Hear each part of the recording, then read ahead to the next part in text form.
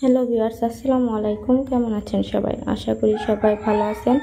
তো শারমিন সুলতানা ভিলেজ লাইফে আপনাদের জন্য আজকে ভিডিও নিয়ে আসলাম।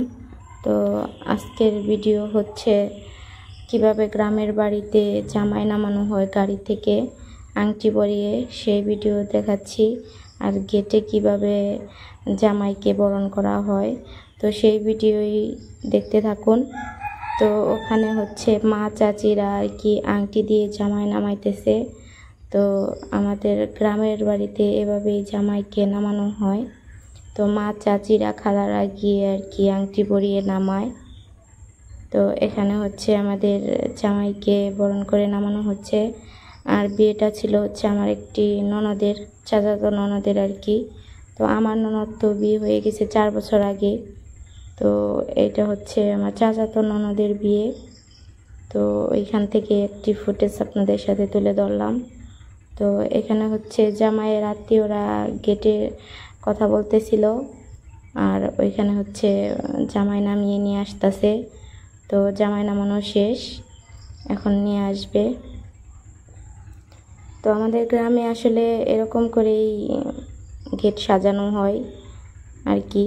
তো এভাবে অনেক বড় অনুষ্ঠান করলে আবার অনেক ভালোভাবেই করা হয়, আবার ছোটোখাটো অনুষ্ঠান যেহেতু ছিল এর জন্য গ্রামে এভাবেই আয়োজন করা হয়েছে আর কি।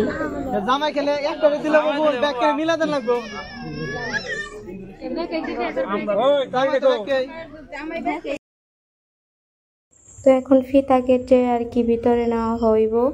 তো এর আগে আর কি একটু মিষ্টি মুখ করানো হবে আর কি, যেহেতু ছোটোখাটো আয়োজন, তো ছোটোখাটোভাবেই আর কি আয়োজন করা হয়েছে, শরবত মিষ্টি এগুলা দিয়েই।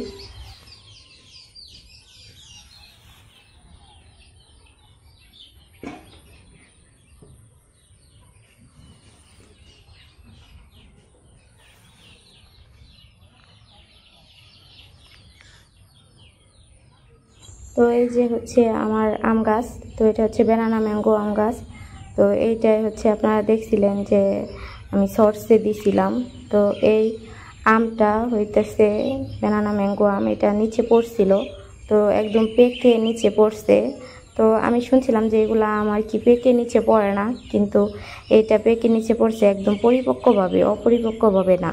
রং ধরছিল, তো অনেক দিন যাবৎ গাছে থেকে রং ধরছে, আর ওই যে ওইগুলা রং ধরছে, আর এটা হচ্ছে পেকে নিচে পড়ছে। তো আমি হঠাৎ করে দেখি যে গাছে আম নাই, তো ভাবলাম কেউ ছিঁড়ছে হয়তো, নয়তো বা আর কি পড়ছে। পরে নিচে আসছি, এখানে এসে দেখি নিচে সুন্দরভাবে পেকে পড়ে আছে আর কি, কোনো নষ্ট হয়নি। তো সুন্দরভাবেই পাকছিল। তো আমি এইগুলাও ছিঁড়ে নিলাম।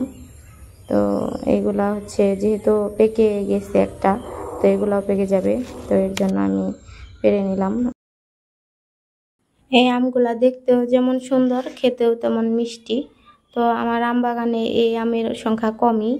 তো এই আমটা হচ্ছে, এই আম গাছ হচ্ছে দুইটা। তো একটার মধ্যে আম আসছিল, অনেকগুলো আসছিল, 3টা আছে, আর গুলা নেই আর কি, পড়ে গেছে, প্রচুর রোদের কারণে পড়ে গেছে।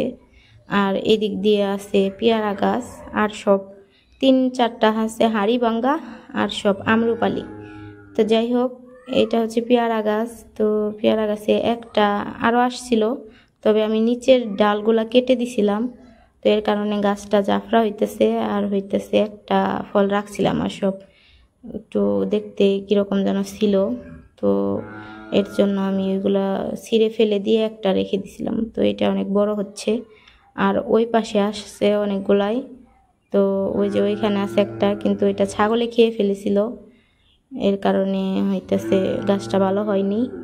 আর এদিকে প্রচুর পরিমাণে ঘাস হয়ে গেছে, ঘাসের কারণে ভিতরে যাইতেও সমস্যা।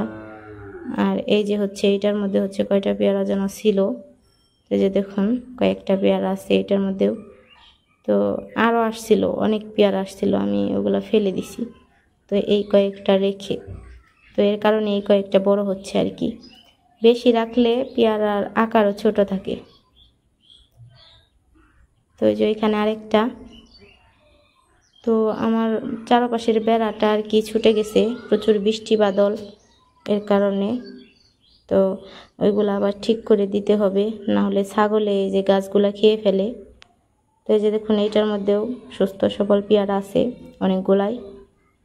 তো এটা হচ্ছে আমার বাড়ির এই যে সাইডে, পশ্চিম সাইডে আর কি।